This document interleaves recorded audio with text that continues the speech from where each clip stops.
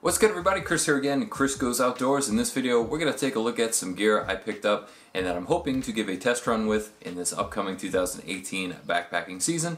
I made a video of my ultralight gear list. That will be the meat and potatoes of stuff that I'm going to take, but I may substitute out some of this stuff I'll show you right now for, we'll call it the vegetable of my backpacking gear. So without further ado, we'll jump right into it. So one of the first things we're going to be giving a test run is this right here. I actually owned one of these before and had used it on a few trips, and I sold it to a buddy of mine when I returned from the Appalachian Trail, but I picked up another one, and this is the Thermarest Z-Lite Sole. This was the long version. I've already cut off 4 of the little panels. I believe each one of these panels weighs around an ounce. So it's down to about knee length on me, and I'm probably even gonna go shorter when I test this out. I'm probably gonna go 6. It will probably be about this size in length, almost like a torso length pad. Have used it before, like I said, and it went well. I did feel at the time that a inflatable was a little more comfortable. The more I lay on these, especially with a pillow, I feel like these are just as comfortable. So again, we'll probably cut it down to 6 panels total, so it should weigh in around 6 ounces. And another one that I picked up as well was this right here. This is from Gossamer Gear, and this is their 1/8 inch wide foam sleeping pad. I've been testing this just sleeping and resting on the hardwood floors of my house, laid out just completely flat like this, or sometimes doubled up and just using it as a slightly thicker torso pad. And with a pillow, I gotta admit, I actually do find it pretty comfortable. So I would like to see if when I take this out on the trail, if I don't hate myself for bringing it. And while we were on the talk of pillows, so a lot of people raving about these. This is the Trekology pillow. Sea to Summit makes one very similar to this, albeit a little more expensive, but a little lighter. But I figured to test one out, it was kind of a no-brainer. 15 bucks on Amazon. It comes with a little stuff sack. I'm pretty sure I threw it away. I was looking for it for the video, can't find it anywhere. And it's got this little plug right here. You can pop that open, and it has this little button here. So when the button is protruding out, it means no air is coming out. And when it's pushed back in, the air comes out really quick, really easily. This pillow takes about 2 breaths to blow up. There you go, you're sleeping in floaty, puffy comfort. This is what I assumed was a 3F ultralight rain skirt. Long story short, I ordered a 3F ultralight rain skirt and a poncho from AliExpress in February. It showed that it shipped, but then was stuck at the shipping thing for a month and a half or something, and I didn't expect it to actually show up. The seller was just kind of like, it's on the way, we swear, but couldn't prove it. So I checked out the 3F ultralight rain skirt on Amazon, and this is literally the exact same thing, minus a 3F ultralight logo. Gonna be testing this rain skirt out. I talked about it briefly in that ultralight gearless video. This came, and then about a week later, when I went to go cancel the AliExpress order, the actual one that I ordered from there showed up. So, so next in that AliExpress order, I didn't actually think was coming. There was a poncho as well from 3F Ultralight. It has almost full coverage. You can snap it up in the back rear if you don't want it super, super long. It has a drawstring hood as well as a Velcro neck cinch.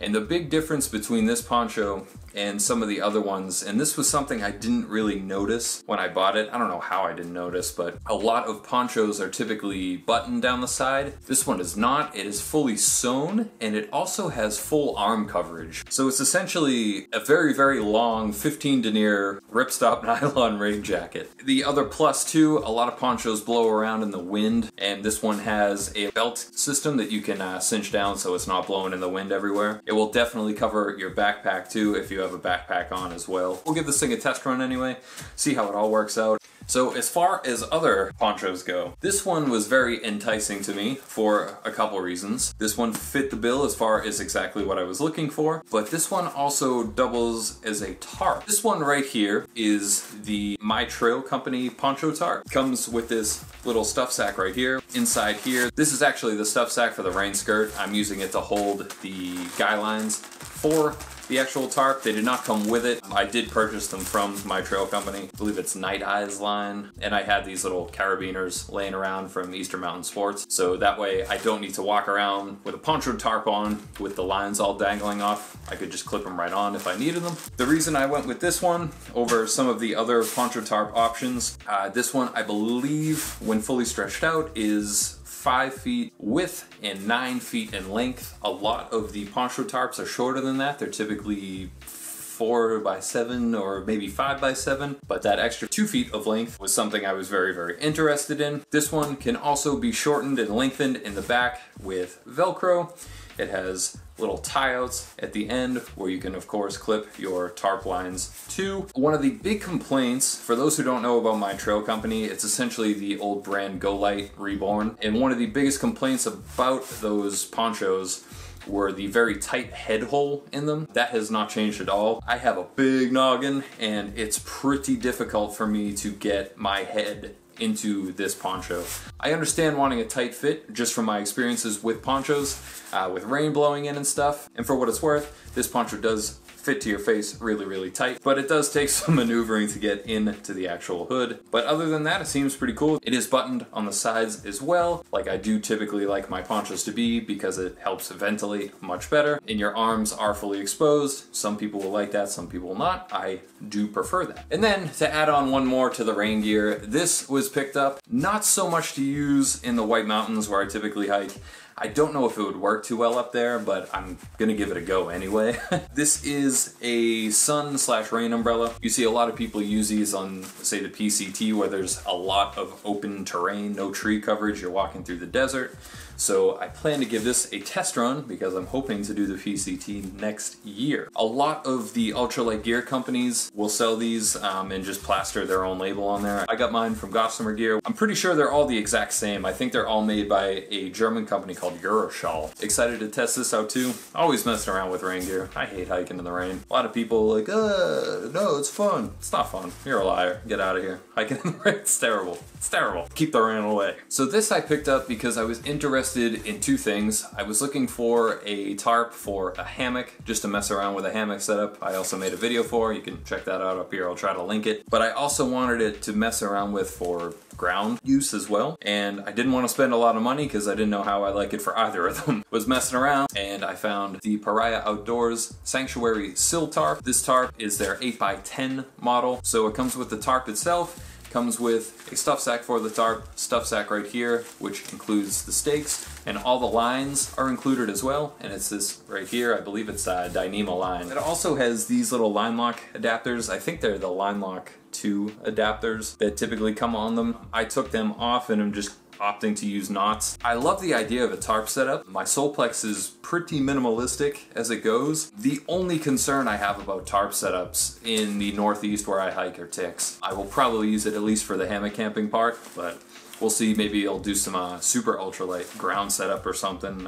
Just this and, you know, the sleeping pad or something. And another honorable mention, I have this right here. This I picked up from Gossamer Gear, and this is just their Polycro ground sheets. They sell these in a 2-pack of singles, which is what this is. I don't know the actual dimensions, I'll try to pop them on the screen. I bought this with the tarp in mind, so if I'm gonna be sleeping on the ground, I would prefer to keep some sort of lightweight ground sheet underneath me and then my sleeping pad over that. And then, last but not least, I picked up some delicious gelato, which is no longer in here, Talenti. But I'm going to give cold soaking a try. I know a lot of people talk about, you know, having a hot meal at the end of the day and the morale boost and stuff it brings. When I was on the AT, cooking at the end of the day was kind of the bane of my existence. I debated about going no cook, I debated trying to go cold soak, and I just didn't feel like messing around with it while I was out there. I do not care for cooking at the end of the day at all. I just like get to camp and I'm like, bah. And near the end of the trail, the only thing that I was using my stove for was to heat water for ramen or potatoes. And once in a blue moon, I do a pasta side too. And that was it. We'll give this thing a test run just to see how it works with the cold soaking. If I like it, awesome. If not, whatever. I got to eat delicious gelato and I got a cool little tub out of it. Woohoo. Alright, and that's gonna do it, everyone. Hoping to put a bunch of this stuff to the test this upcoming backpacking season. Looking forward to it immensely. I haven't been able to get out too much this winter and it's been kind of driving me stir crazy. So it'll be nice to be back out in the mountains again once it gets warm. This spring doesn't seem to be coming anytime soon though, so whatever. It is what it is. Thanks for tuning in, everyone. If you liked the video, drop it a like. If you loved it, consider commenting and subscribing. You can follow me on Instagram as well if you care to, at Chris Goes Outdoors. And that's going to do it, everyone. Appreciate you watching. Thanks for tuning in. We'll catch you in the next one.